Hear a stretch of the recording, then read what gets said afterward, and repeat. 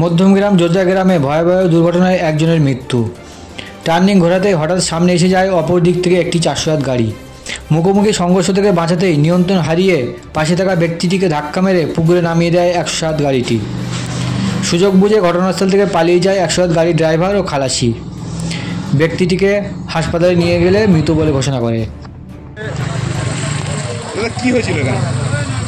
ঘটনা হচ্ছে এখানে যে মাটির গাড়ি চলে, তো বোধহয় বিকেলে 4টে সাড়ে 4টে কি 5টা জায়গার মধ্যে হবে, টাইমটা ঠিক আমার বলতে পারছি না।